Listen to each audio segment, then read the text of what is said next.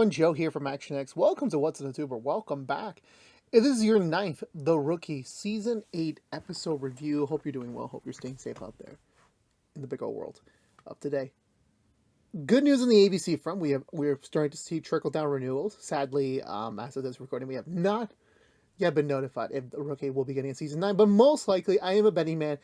When I do return from my little hiatus from recording, I will hopefully deliver the news. Hopefully, as of right now, just get a little ahead. I believe I will not be able to get to certain content. Madlock will be delayed till next week, and then the rookie will be delayed even further into. So we will be a little bit backlogged for a bit. That I do apologize for it. I will try to figure that out. But again, it just depends on the schedules that might be. And again, it is what it is. Sometimes, as I get older and, the hobby becomes less and less in always priority mode. But I will, however, still deliver you episode reviews as I am relatively available to review them. So I do apologize for that. But the goal is hopefully when we do come back, that the season 9 renewal will be at hand. That's my hope and dream, to be able to continue delivering and to keep hoping that we will get to continue this journey at least another year. But we shall see how that all progresses out to be. But with that being said, however, this week's episode in particular, I heard some scuttlebutt. This was the long.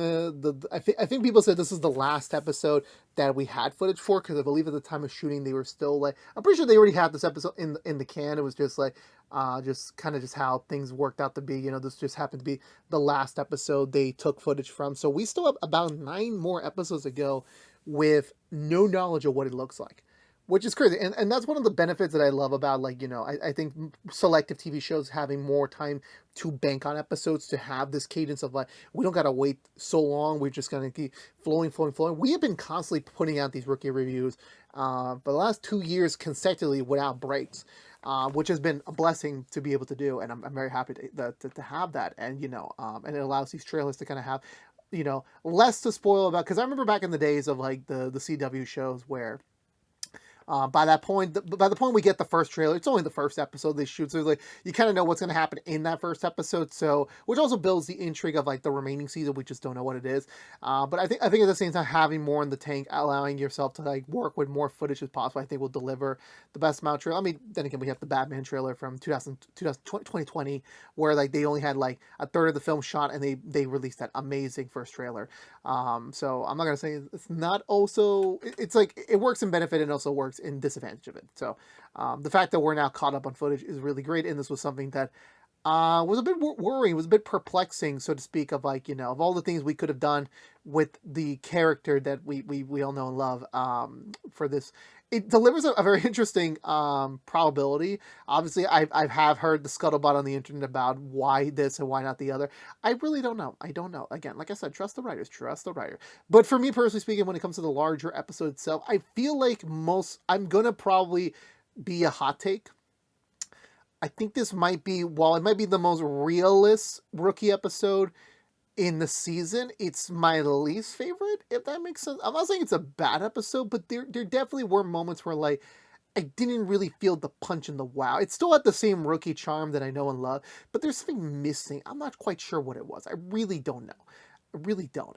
I feel like, I don't know what to say. I really don't. It's it's been a while since we had Smithy on the show. Where's Smithy? Maybe the episode didn't have Smithy because we were in the station for a good portion of the episode. We didn't see Smithy pop in. I mean, I don't think we've seen him since the premiere. So I'm or the first couple episodes. I'm like, where the heck is Smithy? Where is he? But no, in all seriousness, no, I really did think this episode, I think, was missing something, and as a result, it kind of didn't make me like it as much as I thought I would. I don't know why. I can't really explain. Maybe when we go for the Butcher recap, I might change my mind on it, or I may find the reason why. But there was something about this week's episode that didn't really make me fully vibe with it. There was things that were it makes sense for where we're at with the story. It makes sense where we're trying to go for, what the message of the week is. It all makes sense, but there was just something missing from there, and I don't know what exactly it was, to be honest with you. But with all that being said, let's go through the Butcher recap and talk about this week's episode of The Rookie. So as we alluded to a couple weeks ago, or last week specifically, last week and then 2 weeks ago, it's a new mini status quo reboot. Sadly, Harper is no longer an active duty detective. She still has the detective rank, but she is no longer allowed to conduct her own investigations, especially with Lopez. For the time being, she must return back to patrol.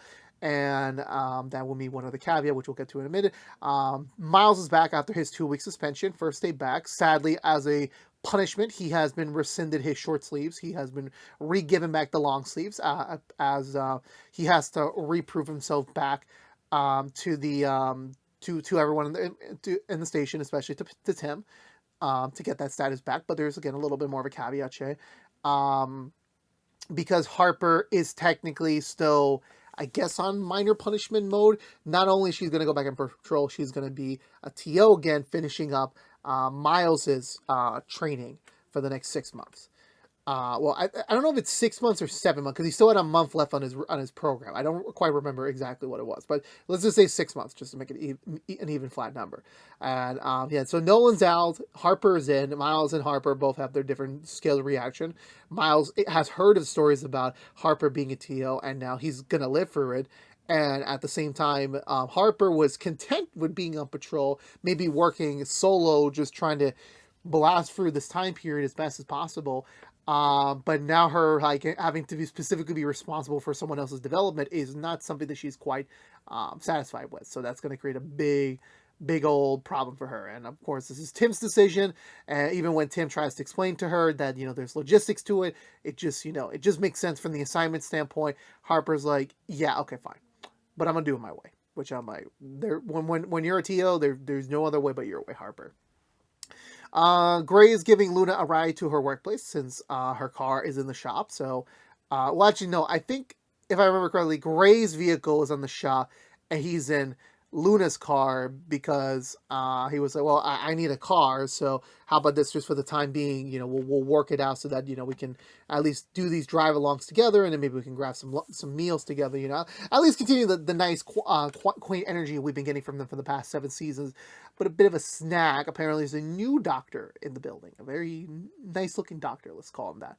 I'll just call. You know what? I said this before in private to people, especially my loved ones and my partner. But so when Shrek 4 was being developed, and they were, because like Shrek 4 came out at the time here where I was learning about the internet, so there was things that I was learning as it went. I went from all the way from when they first announced it as Shrek Goes 4 all the way to final release.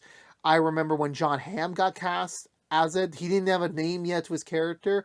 They just described him as a good-looking ogre. So for me, as a child, I would call him good-looking ogre. And I didn't even know who John Hamm was. I just imagined a very handsome dude's voice in an ogre. I don't know. That was so weird to me as a kid. So I'll just call him good-looking doctor. And Gray's sensing I don't know. This is kind of beyond normal companionship vibes. But again, Luna's still treating everything like normal. Maybe this is the same gaslighting we got about a season and a half ago with Wesley and Lopez. So maybe that could be the case. I don't know. That doesn't really alarm me, so to speak. But yeah, so Greg gets a little bit worried, and when he's about to head back out, he was looking for something in the vehicle, maybe his phone or whatever the case might be. He looks in Luna's glove compartment, and he finds a flower. And at the same time, he finds a pair of sunglasses that don't belong to her. So obviously, Gray gets a little bit concerned. And I forget what the last scene I just mentioned is where, Gray arrived, but he gets off on the wrong floor of the precinct, where he briefly meets up with Nolan, and he briefly kind of voices his concern about Luna, that, again, when another man goes into your wife's car or your partner's car, it may not be the end of the world, but, when he's leaving his personal items behind, it kind of gives you a little bit of a worriness. And Nolan's again, realistic of 2 minds. Number one, definitely just talk to Luna. Definitely get a conversation in about it. Maybe there could be a radical, simplistic explanation for it. The other side of it, maybe you need to stalk her. And I'm like, okay, well, I don't think the second option is really an option. This isn't whatever the show was back in the 2000s where it was Cheater Busters, whatever that was. But, the conversation definitely would help out with that. From there, Bradford's busy at work, as watch commander. Lucy kind of chimes in a little bit, not about business, but apparently after last week's episode, there is now an official group chat for Lucy, Tim, and his mom as an attempt to rebuild connection and to rebuild conversations together.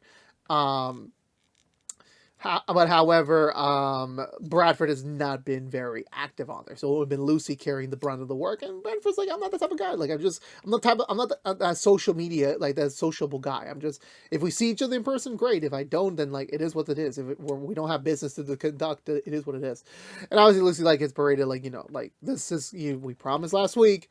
You're gonna try to communicate with your mom. This is part of it. You need to kind of get involved with the program here. And Bradford's like, okay, fine, I will do it for you. Um, Immediately Harper gets her fangs into Miles, trying to see what teaching method is Harper gonna instill on this man. What fears and nightmares await for him.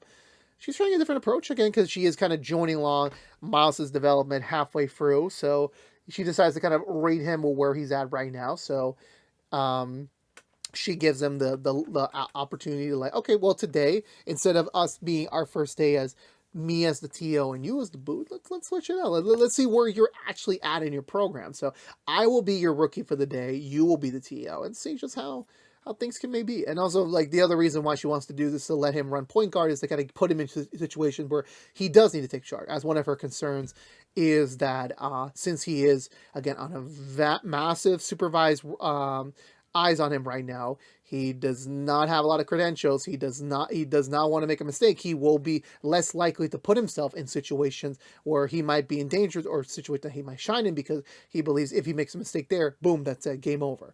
And she's just trying to scare that out of him right now, so to speak. So with Nolan freed up, Selena's back on patrol with him, and the two respond to a armed robbery in progress at a local studio, which they go home. It's a game show in progress. Everyone kind of comes out of the woodwork. And just to clarify, apparently this is a crossover episode, which I'm like, it doesn't feel like one. Apparently it's from a very small streaming platform. I'm really not trying to make make light of it. I really don't know. Like, I heard about it. There was some scuttlebutt. I don't know anything about it. I literally am going to this episode blind as a bat. So if there is like, oh my God, like, what are you talking about? These are really big cameos. Like, again, I don't know. I claim to watch a lot of TV, but I don't get to everything. I don't. I should, but I don't. But all jokes aside, yeah. So they're going through. It's an improv game show thing where, like, it is a game show, but at the same time, the actors and the host are doing improv stuff. They kind of flex their comedic muscles, and they're very dedicated to the fact. Even when Nolan and Selena are trying to get witness statements from them, they just keep kind of riffing, kind of keep making jokes of things, which is very amusing, mind you. But it doesn't really, like, and obviously gets to Nolan and Selena, like, they're just trying to do their jobs, and these people are not really helping out with that matter. Eventually, no one's about to give up, and, like, maybe we should just drop this whole thing and just let life be.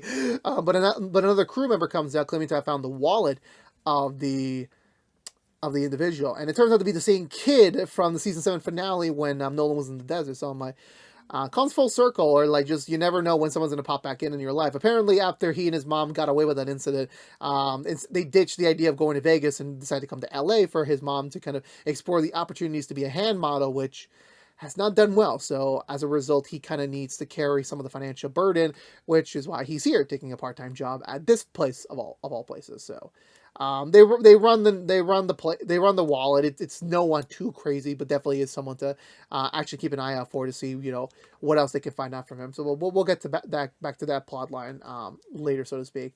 Harper kind of goes through the ringer with Miles, kind of using his berating as a teaching instrument, kind of like trying to advise him about, like, it's not always about going to the big chase. It's like, knowing about your timing. Like, you're far away from a scene, you might end up being on grunt work instead of, like, actually leading an investigation, or actually, like, being first responders, like, and all of a sudden. And also, just because you're nearby to something doesn't mean entirely you might be in on the action. You might be more beneficial from a supplementary role, like trying to block their escape route or something like that, which is what exactly they do. They corner a car. They go to arrest him, but however, sadly, the driver the driver's yelling because her sister has been shot by the cops, and she's bleeding out, and she's requesting EMT support for that. I believe. Do we get back to Chenford and Bradford? No, we do not. I don't believe so. I think eventually once everyone's back in the hospital, I know Harper and Miles have to drop off their patient. I believe. Do Nolan and Selena make an appearance in the hospital? I don't think so. But regardless of that, I know Grace stops by because they think, again, you know what? It's fine. It's just maybe, yeah, Nolan's right. It's a reasonable explanation. But as soon as he kind of shows up to kind of invite Luna out for some lunch, um, he sees like her and the doctor kind of like really vibing really well, and he gets a bit concerned. The way he just yells out her name is like, that's perfect, right? That's just 100% perfect. Inviting her out for lunch. She declines sadly because she's about to go on a round with the doctor, and really, it's like it's very beneficial for the social worker to be on site just in case if they have any questions. So she's gonna have to pass, but she does say, you know what? Let's just delay the lunch to a dinner later tonight after our shifts. And Gray's like, great. She decides to escort him out before she has to head back to work. He's about to ask the question, but however, a couple comes out of the escalator, glued together in a very suggestive position, not really appropriate. Immediately Gray uses his police advantage, like, hey, look, let's keep it nice and simple. We could get even more presence involved if need be. Just kind of answer her questions and we move forward from it. They're trying to get very dismissive of it, trying to get away from it. However, when Luna tries to get involved to try and like mitigate the situation, the boyfriend accidentally grabs her by the wrist too, and whatever substance is on him, it immediately sticks her to Luna. So now Gray's like, well, there goes lunch for me. I believe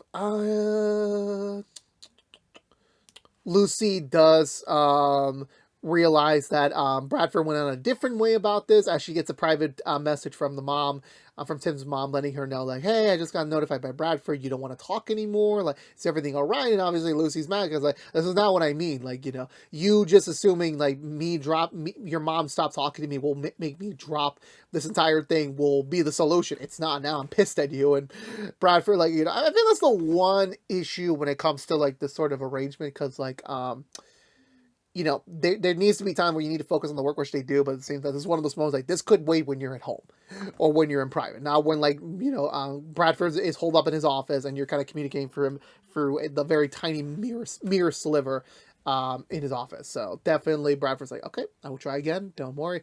I will fix this for you. And Lucy's like, okay, but I'm still going to be mad at you for the rest of the shift. I think eventually Nolan and Selena do get a break in the case. I believe so. In which I believe, they do get a break in the case, where I believe they managed to find a potential match to them, but of course, obviously, it's a witness lineup, so they bring back the whole crew into the privacy room to kind of like go first, see does anyone look familiar. They're like, no, but maybe if we kind of like have them interact with something, maybe that'll jog our memories, which I'm like, bro, this just happened this morning. I don't think you need to be reminded that you need like them to perform for you. One of the Magic does do a monologue just for the shits and giggles, and I heard some people online saying that this could have been the modern day Brooklyn Nine-Nine, like when they did that rendition on the witness lineup of, I forget what the song was. I saw it like about a year ago, but I can't remember what it was. But I thought people were gonna do that again. I'm like, I think the Rookie does a lot of things very well for a pseudo procedural and doing its own comedic things. I don't think copying and pasting that would have been in good taste, and I'm very thankful it wasn't. They did something else that's their own speed, their own unique matter of it, so that definitely works out for them. So yeah, from there, they get nowhere on it. Sadly, they don't really get any sort of break in the case on that front.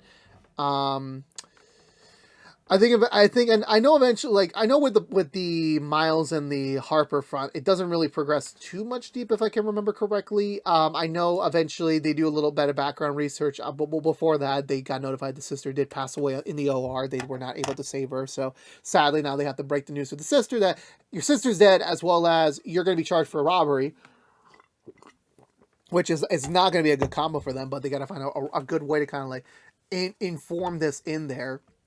But they do a little bit even more digging, and apparently, while the sisters lived very normal lives for like years and years, this is their very first offense.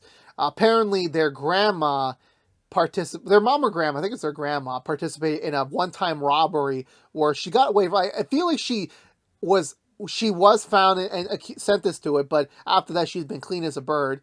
And eventually, they put the pieces together. Yeah, she was the one who coordinated the whole thing. Since the sisters were in huge debt, they didn't know how to pay it. And trust me, I know the feeling. And they're trying to find a way. They were trying to find a way out of it, but nothing was really ringing for them. So.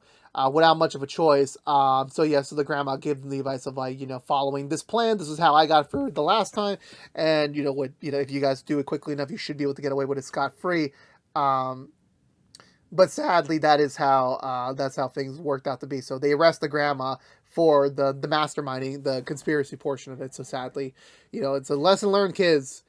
No matter what they say to you in high school, if you got to pay for college like that, unless you're really 100% certain this is going to work for you and this is a viable career path, do not take out student loans. I plead to you. I don't give a damn about your teachers if they're advising you like, okay, well, student loans are part of life. No, no. I will be telling my kids that, and if in the future when my kids' teachers are arguing with me like, hey, college is important, and sometimes not everyone can get scholarships. Like they got to pay for it somehow. It's like, okay, if they want to go to college, we'll talk reasonable strategy. But student loan, no, no, no, no, no, no, no. No. But anyway, yeah. So that kind of wraps up mostly for that part. We'll come back to them in a little bit. Nolan heads back out, and then that's when he finds the kid again. Apparently, he was their ride from the studio to the building, and they're like, and he's like already like thinking, oh well, that makes sense to why they didn't get anything. And I think also in that same instant, no, we still haven't. Never mind. I know Chen pulls aside Nolan for. I forgot what case matter it was. I forgot. Yes, that's when. Oh yeah, I forgot because back to the grave front. So they're going through it, and the usual epoxy solution is now working out. It must be a much more advanced chemical, but because chemical reacts differently than other chemicals, they can't just try every single combination on the planet. So they do need to find what the exact chemical is. And once Gray kind of uses his police status to kind of like make them reveal like, where's your house? We're gonna go down there, we're gonna take a look at it, and then we're gonna find out what it is, bring it back to the doctor, he'll provide the proper solutions. And originally they're like, oh, we can just try all of them out, there's no real hesitation, there's no real rush from us. And Gray finally pulls out the wife card, which again has a double meaning, where he tells the boyfriend like, listen, the only man who's gonna touch my wife this long is gonna be me. And I'm like, kudos to the cinematographer, whether it was planned or not. Like, they put a shot to the doctor, and whether or not the doctor is inherently aware of things or of the sort, yeah, he's looking like, okay. And keep in mind, like, for me personally, if it was the doctor versus Gray, yeah, Gray's gonna kick his ass any day of the week. So I'm just know your place, basically speaking, know your place. Gray manages to get the address out of them, communicate that to Lucy, and so Nolan and Selena team up with Lucy to go try into the household. But sadly, they do find three mysterious people moving stuff out of the household. So they pull like a surprise play to kind of get the jump on them. They look in the van, and they do find the epoxy in there. They send him to Gray, and the doctor manages to find the correct solution. But while he's doing that, Gray reintroduces the sunglasses to play, and he's like, "Oh, I didn't know where that was. Like, where'd you find it?" It's like, "Oh, it's just outside in the hallway." Which I'm like, "Bullshit, bull." Like doctor, like that those areas are sterilized and cleaned every day. There's no way a pair of sunglasses is going to stay there for multiple days. No way. No way. This guy knows what he was doing. No way. But definitely, it kind of does not give a good sigh of relief in Gray. It definitely makes his feelings more worrisome as a result. I believe. Do I forget anything else? With how everything go. I know eventually, yeah, once they get the epoxy off everyone, the boyfriend and the girlfriend were about to dip, but everyone was kind of surrounding them, immediately arrests them, and kind of puts an end to that shebangle, getting everyone locked up as because of it. Nolan checks back in with the kid. His mom never picked him up. He's still waiting. Apparently she's like, very much like, I'm busy. Just, you're at a police station. You're in a very safe place right now. Just wait, because the other guys dipped without him, so to speak. But before Nolan's about to give him a ride back home, he does get a text accidentally from one of the people, in which they accidentally text him the fact that they stole the equipment as a plan to get the insurance money, and now they kind of want it back so that they can get the insurance money, and they can get their equipment back, so they get to have a profit of it. So Nolan brings back in the host for one more time. He does admit, like, yeah, so, it's just times are tough. It's really, really tough. We just assume that if we can just report the equipment stolen and then get the insurance money from it, and then bring the equipment back and claim that it's from the new manufacturer, that we will be able to pocket the cash and go away scot free. Which I'm like, dude, do you not understand how insurance works? Like, if you use insurance, they will increase your premiums, and then you will end up paying back what you get from them. Insurance is the biggest scam of America. I'm just saying that forefront. We can have so many videos about some of the subject material within this episode, but this is not the time or place for it. So he gets a confession from the dude, and no one's like, yeah, you're going to prison. You're going to prison for a while. So I was like, oh, shoot. I believe that's it. All the cases are closed out. All the prisoners of the day are locked out. Bradford's like, okay, well, it's been a very long day today. I'll approve 1 hour of OT if you guys decide to come in tomorrow morning before your shifts, just to get the paperwork out of the way. And everyone's about to, like, it's like, okay, that's great, good news. Let's get, like, we're gonna get paid. But Lucy, however, kind of calls out Bradford's like, so anyway, about your mom, and everyone else is like, goodbye, have a good night, and everyone says they just step in, and Bradford's like, yeah, okay. I can see that I have not been very promiseful on it, but okay, I promise to you. Let's get back home. Let's discuss about this even more, and we can get this settled and rested. Which Lucy's like, okay, that's all I want. That is all I want. Harper and Miles' day comes to a close, where their experimental day comes to an end. Harper requests from Miles what his assessment to Harper as a rookie, and he says, like, no, like, you are very well knowledge, very well in depth, and I could tell you had a lot of frustrations while you were on the field today, because you're usually the alpha, you're usually the one calling the shots, but you gave me a lot of the opportunities to run it today, and I appreciate that. And as a result, I think you have what it takes to be a PD officer. And Harper's like, okay, that's great. And she gives him the signal of, like, yep, I'll continue training you. We start properly in the morning, which, again, Miles is like, okay, thank God. You survived the first day of hell. I'm joking about that. I'm joking. Harper heads back to her residence, which James Lopez and Wesley surprise her with a little celebratory party to kind of get her through the first days over. Still many more days to go, but definitely consider this like as the motivation that, hey, if you can get through one day, you can get through it all. You'll be back with Lopez. You'll be back, running detective very, very soon. It's going to take some time. It's going to take some time, but they all have belief that she'll be able to do it, which Harper is very appreciative of the support there. Sadly, the moment that, well, actually, no, let's wait on that a little bit. Bradford returns back to his living room, to Lucy. He had a very long, in-depth conversation with his mom, where they got to kind of, make understandful of, like, the current communication patterns, and that, that it's very appreciative that, they're in a good place right now to have these conversations, but that it will take time for Bradford to kind of get to a warmed up place because of what type of person he is. But they did get to talk about some things from the past, from the present, even about Lucy, and just, it was a good first conversation for them, and there will be more to come. And that's when Lucy apparently drops the bomb. They're like, yeah, so there's actually a different group chat with me, your mom, and Ginny, actually. So I'm just letting you know that I might get some more deets about you, not from you, just because I have your mom and your sister on speed dial now. Which I'm like, that a relationship is gonna work out. Well, no, okay, not 100% always, but like when you're close to the same-sex family members, the immediate family members of your partner. So I think that's a really good sign for them that they're gonna go the way. What sadly is not the case here is Gray picks up Luna from the hospital. They're ready to like just kind of go back home, kind of kick it, just kind of rest up after a long day of work. But after everything Gray been through today, he could not hold back it into yet anymore, and he kind of like lets it out there, like, hey, look, I'm just gonna ask this point blank. Is there anything going on between you and the doctor? And Luna's like, are you accusing me of cheating? And Gray's like, nope, not that at all. But I have noticed that you two have a very close vibe with each other after just only a couple months of working together. Additionally, I found his sunglasses. I found a flower in your car, which I at least respect Luna that she doesn't do like the whole, like, why are you snooping through my car?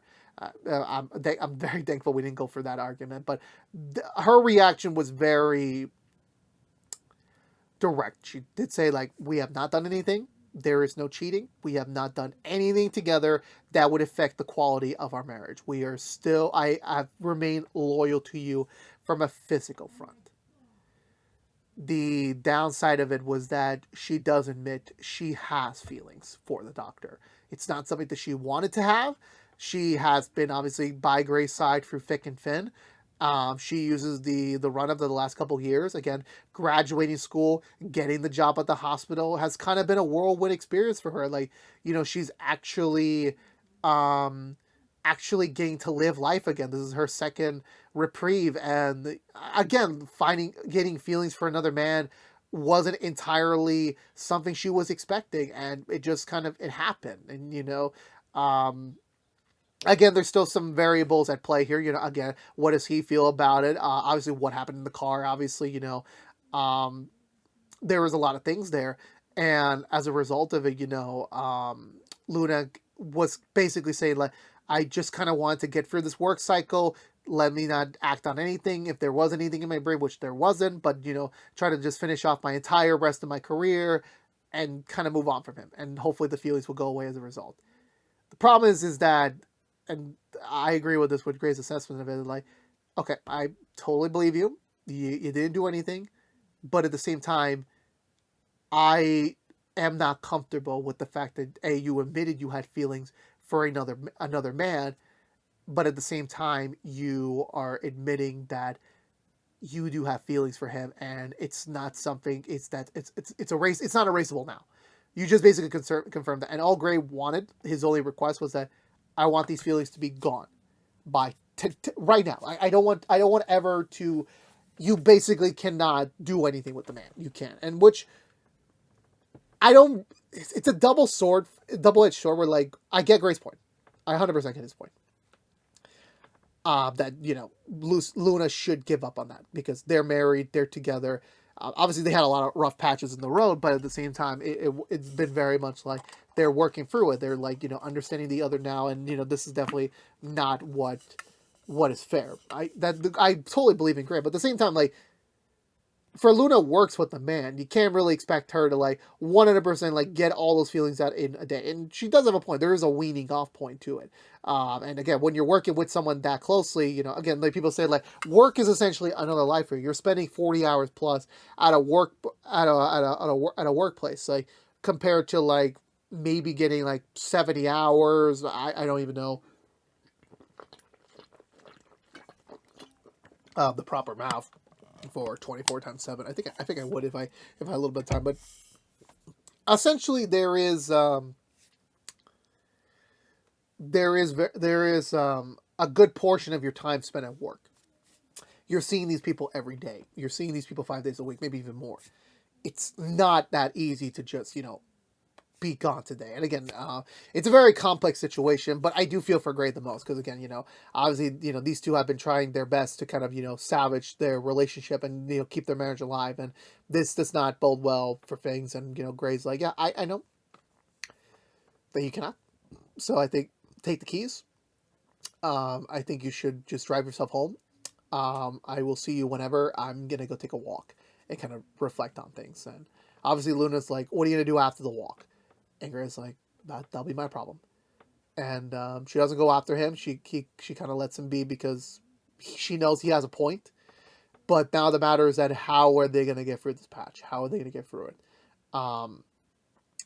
Nolan returns back home. He finds the luggage in the living room. Bailey's back from DC. Apparently she ran out working around her schedule to kind of like allow there to be a little bit of time with Nolan on his day off. So, at least they have 36 hours together before she has to go back to DC to go back to work. But however, Nolan's about to get ready to have some smooshy time, but Gray gives him a call, letting him know like, yeah, it's not working well with Luna. I don't know what's going to happen next. I'm in a hotel bar. I'm going to be staying here the next few nights. I don't know. And obviously, like, Nolan, like, is like, fuck. It's like, it's like 7.5 seasons spending with the same man. And now this is the first time he's actually calling on you for help. He's calling on you for advice, for, like, friendship. Which is sincere, because, again, like, like, it's always synergy when it comes to my personal reviews. Like, we just reviewed season 4, definitively. And there was a scene where Gray literally gives Nolan a big commendation that like this is a turning point in their friendship, in their relationship, that they're gaining mutual respect for the other. And this again is another moment where like again you spend 5 years with the man, you know his work ethic, you know what he's capable of, and he proved to you time and time again how dependable he is, how correct he is. And like, yeah, Gray's finally calling him, not Bradford, not anyone else. He's calling Nolan because Nolan would be the one that would have some knowledge of the situation, that would be a good shoulder to like, to talk to. And thankfully Bailey allows him, like, yep, no, just just go, just do what you have to do. But I understand. But Nolan's like, you know what? I could spare at least 40 minutes with a little like personal me and me time before I have to go. And Bailey's like, oh, you're right on that. Which I'm like, not really the best way to. I get the humor of like, Nolan just was horny to be with Bailey, but I'm like, you don't really tack that on after like someone that you care about is like having this emotional residency with you, and then the next thing you do is like, well, he can wait a couple more seconds. Like, I'm gonna let's make love, and I'm like, I don't know. I didn't like that. I didn't like that. Maybe this is a me thing. I don't know. But that was it for this week's episode of The Rookie. Again, I think talking about it more, I'm still set on this being my least favorite episode of the season, but again, not by much. I don't know. It's just like, again, I knew this was going to be a very tricky episode to navigate, because like always Gray is like in that position where like nothing serious ever happens. Like, he does have a fair share of storylines, but they're like mini lines, and then he gets involved in like a much bigger thing to go on in the larger sphere of the show. But here was like, again, there was so many other opportunities for Gray to go for, but now he's going for relationship drama. I'm like, I don't know. I really don't know what's going to happen here. I really don't know. But honestly, besides that being like the crux of the episode, which again, I do believe Gray delivers a really powerful performance. I think he does very much. Like, I forgot the actor's name. I completely forgot. I apologize. I've known him for over 7 years. I should know his name by this point. But for his actor, yeah, 100% kudos. Shout out to him. He really much delivered all of his scenes, and I think this is the most peak he has been as Gray the entire show's run. So yeah, no, kudos to him on that front as well.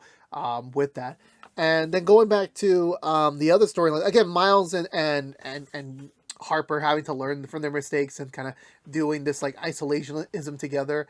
I think it will make them bond. I think so. And I think this first episode definitely with them, it does kind of temper and reevaluate expectations, because again, we had Harper with Nolan, we had Harper and Aaron. Now we have this. Is like, it has to be different. It has to be organically different. Like, you can't just really reprieve what you did before just because we're in the 8th season. There has to be a little bit of a different element. And I think even right now they're giving us that different feel already out of the gate, which I'm very curious to see how they're going to be exploring that in the next coming weeks to come. Bradford and Lucy kind of doing this, like, it's a domestic issue, which I'm pretty sure everyone's like, finally, we have a domestic issue. I'm like, damn, y'all been clamoring at the tea for this. Y'all been waiting and waiting and waiting. But yeah, no, it was very nice. It was very sweet. I think this episode definitely solidified in my brain people saying like Chenfer is going to get engaged at the end of this season. Specifically, we're going to go wedding in season 9. Like, guys, okay, first of all, they may have rushed their return fast, but I don't know. I think you tease the engagement at the end of season 8. I don't think you get the engagement of the season 9. I think that wedding would be a 200 episode thing. I don't even know how many episodes. I mean, season 5 was the 100 episode. Yeah, I wouldn't be out of the because season 6 was abbreviated, so I could see episode 200 being the Chenford wedding. I feel like that's the only way. Like, similar how episode 100 was, I believe, Nolan and Bailey's wedding, but again, people were to say for better or for worse, but if episode 200 has to be the Chenford wedding. So I believe you build that out organically. I don't even know how I have to re-review what episode count we are. I think we're approaching the 150 rather than the 200, but again, we kind of have to wait and see by that point. But regardless of that, it was very nice to get that sort of mini storyline, go to speak. And the game show people, I mean, it's not my cup of tea, so to speak. I feel like if it was like, a well-known like Steve Harvey or something like that, I think that would have been blown more the lid on me. But yeah, no, this is like, again, if they're popular in their sphere, then kudos to them. It's just not a me thing. It's just not a me thing. It's like, again, of all the shows that you can cross over with, like you pick them. Again, I'm not trying to say it as an insult. I'm not trying to sound like it, but it's just like I have no real emotional sentiment. Like it's like when you do a crossover, it's like even like I think the last time I watched a crossover that wasn't rookie adjacent was probably the Always Sunny in Avalon Elementary one, where like they're in Philly. It's the most randomest crossover, and ironically, I watch both of them. So which again says a lot about my personality traits when it comes to TV. But again, it makes sense of that. So if it does have its own mini audience, kudos for them. And this was a way to like kind of spin them off of like, hey, they have 7 seasons of a game show. You can go binge that right now on whatever platform they're on. Kudos to them, but like again, it didn't do anything for me. So I feel like that for me was probably the weakest part of the episode, to be honest with you. But it was cool to see the kid again from the drone for the season 7 finale. But with that being said, I feel like this was still a good episode. Not the best, in my opinion. Definitely is probably going to go down as like the memorable moments were Gray's emotional state. But other than that, there really isn't too much to write home about. I think it was missing something that I still don't know what it was, but it was still missing something. But with all that being said, I'm giving this episode 1.5 thumbs up. Let me know down below what did you think of this week's episode of The Rookie. Did you like it? Did you love it? Let me know down below. We'll love to have a conversation with you about it. But I believe that's going to do it for me today, everyone. So if you're unaware, this has been What's the Two from ActionX, reviewing every episode in the 8th season of The Rookie. If you want to know what we're doing normally on What's the Two, besides our Rookie episode reviews, we are also doing Madlock episode reviews each and every week after brand new subs on NBC, on CBS, my apologies. But if you only care about The Rookie, we will be back soon with another new episode. Still a little bit TBD on that, to be honest with you, but we will be back soon on that. We will be back soon. Just again, like I said before, we're just like I got a lot of things going on. I don't have the always going to have the openness to kind of be back on the wagon on that, but we will be back soon on that. I do apologize for the delay. So we will be back soon. I just don't know when. But again, thank you so much for watching. Please subscribe if you haven't yet. Like, favorite, share if you want to. Ring that bell and follow us on social media for more. But until we see each other again, thank you so much for watching. Please stay safe out there. Be good to each other. And as always, peace out.